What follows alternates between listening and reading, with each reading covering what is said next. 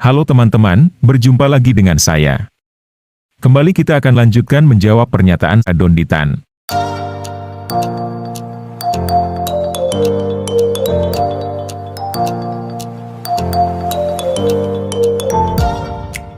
Di dalam Bible, kan ada perjanjian lama, perjanjian baru.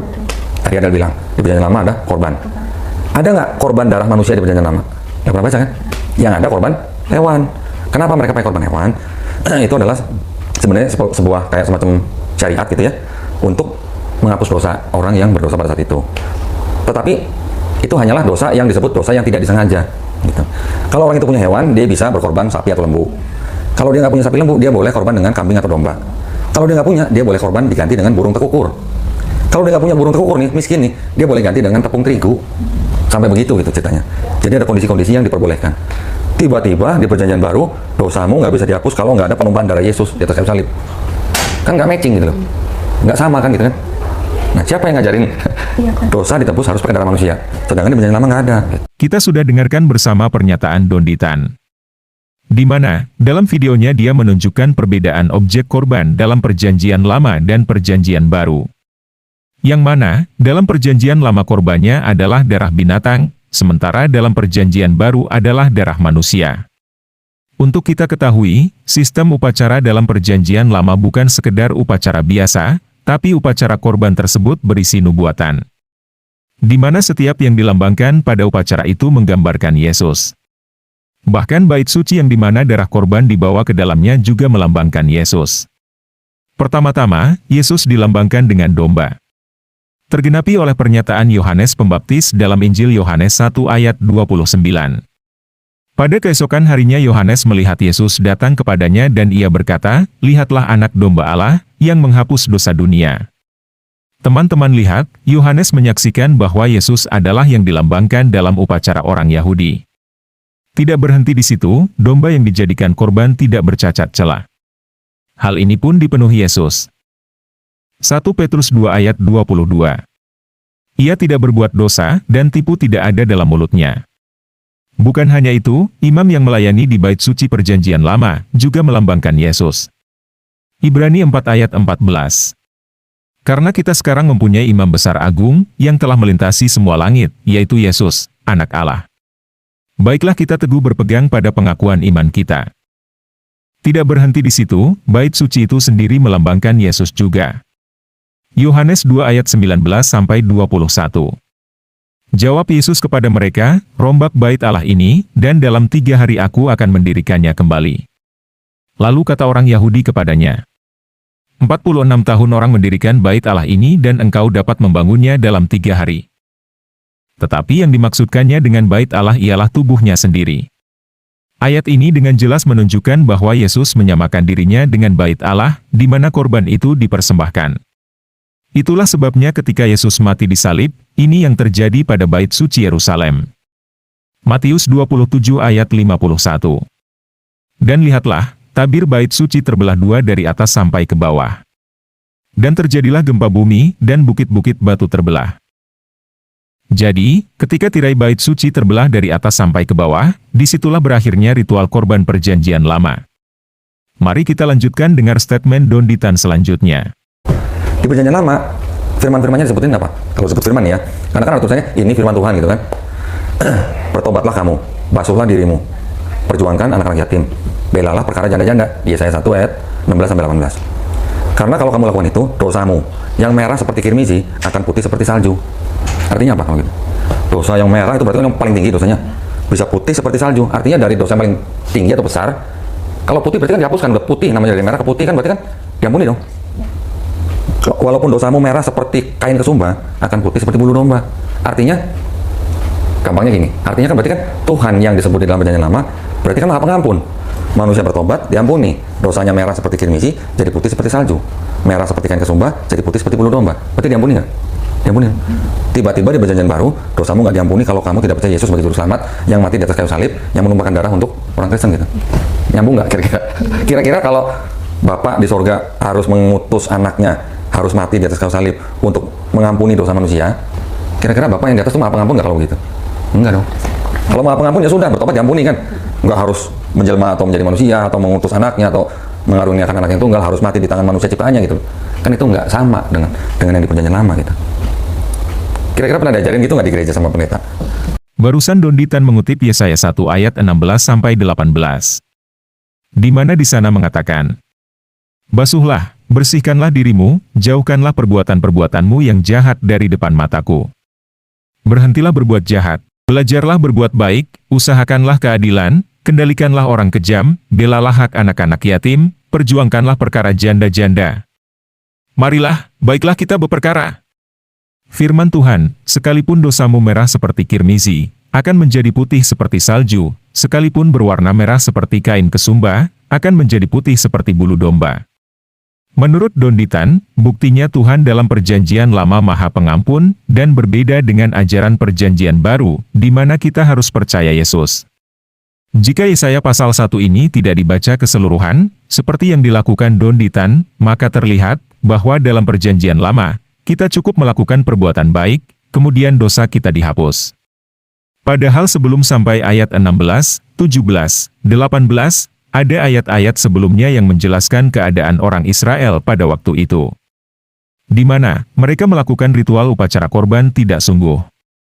Dengan kata lain, mereka melakukan upacara korban, tapi berbuat dosa jalan terus. Seperti dinyatakan dalam Yesaya 1 ayat 13. "Jangan lagi membawa persembahanmu yang tidak sungguh, sebab baunya adalah kejijikan bagiku. Kalau kamu merayakan bulan baru dan Sabat atau mengadakan pertemuan-pertemuan, aku tidak tahan melihatnya, karena perayaanmu itu penuh kejahatan." Teman-teman lihat, bagaimana orang Israel melakukan upacara korban tapi mereka melakukannya dengan tidak sungguh, dan juga di sisi lain tetap melakukan kejahatan. Makanya ayat 16-18 adalah syarat agar upacara korban dan doa mereka berkenan di hadapan Tuhan. Apa yang dikatakan Yesaya 1, persis seperti yang Yesus katakan juga dalam Matius 5 ayat 23-24. "Sebab itu, jika engkau mempersembahkan persembahanmu di atas mezbah dan engkau teringat akan sesuatu yang ada dalam hati saudaramu terhadap engkau, tinggalkanlah persembahanmu di depan mezbah itu dan pergilah berdamai dahulu dengan saudaramu, lalu kembali untuk mempersembahkan persembahanmu itu." Jadi tetap harus melakukan upacara korban supaya dosa diampuni. Mari kita dengarkan sekali lagi pernyataan Donditan. Gampangnya gini, artinya kan berarti kan Tuhan yang disebut di dalam perjanjian lama, berarti kan Maha Pengampun. Manusia bertobat, diampuni. Dosanya merah seperti kirmizi, jadi putih seperti salju. Merah seperti kain kesumba, jadi putih seperti bulu domba. Berarti diampuni nggak? Diampuni. Tiba-tiba di perjanjian baru, dosamu nggak diampuni kalau kamu tidak percaya Yesus sebagai juru selamat, yang mati di atas kayu salib, yang menumpahkan darah untuk orang Kristen gitu. Nyambung nggak kira-kira? Tadi, katanya Bapa di perjanjian baru tidak Maha Pengampun, karena pengampunannya bersyarat, di mana orang harus percaya Yesus, tebusan bagi manusia. Kata Donditan, berbeda dengan perjanjian lama, di mana, katanya manusia tinggal bertobat terus diampuni. Coba teman-teman perhatikan Imamat 17 ayat 11. "Karena nyawa makhluk ada di dalam darahnya dan aku telah memberikan darah itu kepadamu di atas mezbah untuk mengadakan pendamaian bagi nyawamu." Pertanyaan kita adalah, siapa yang telah memberikan darah sebagai pendamaian? Menurut ayat ini adalah Tuhan sendiri. Bandingkan dengan ayat berikut ini dalam perjanjian baru. Roma 3 ayat 25. Kristus Yesus telah ditentukan Allah menjadi jalan pendamaian karena iman, dalam darahnya. Jadi, jalan pendamaian itu Tuhan sendiri yang berikan. Ini menunjukkan bahwa keselamatan itu adalah pemberian, bukan hasil usaha sendiri. Sebagaimana Abraham diberikan domba untuk korban pengganti anaknya. Dalam kisah Abraham, Tuhan sendiri yang menyediakan domba untuk korban, dan bukan sebaliknya. Pernyataan Donditan membuktikan, Tuhannya berbeda dengan kita. Kaum muslimin, tapi kata Rasulullah, kesibukan para lelaki nanti di dalam surga adalah manusia ceritakan ini. Mau terus?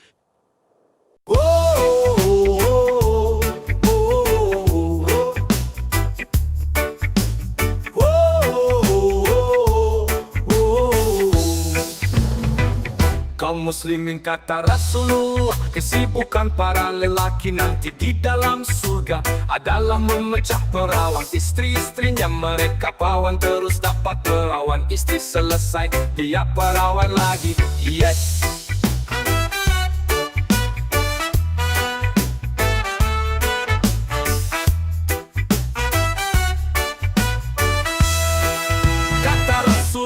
Wah maaf ini hadisnya suhih, tolong baca dalam kitab Tamasya ke surga. Rasul berkata zakar laki-laki ketika dia berdiri karena syahwat selama 70 tahun berdirinya. Yes.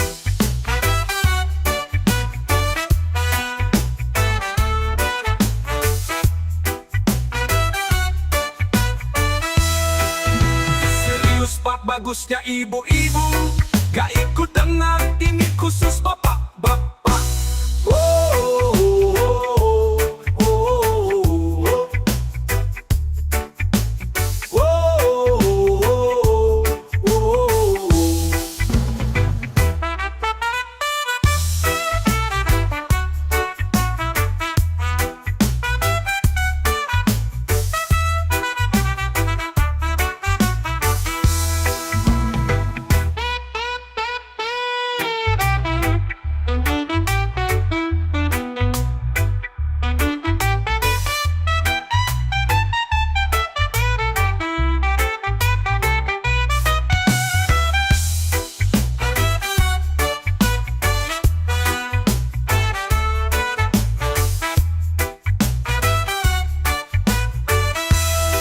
Serius pak, bagusnya ibu-ibu gak ikut dengar, ini khusus bapak-bapak.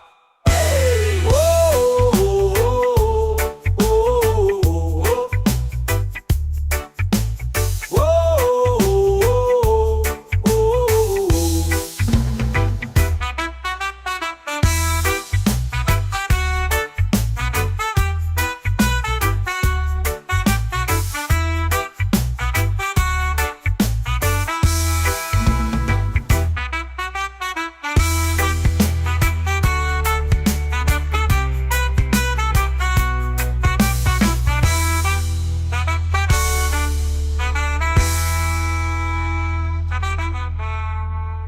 Gitu.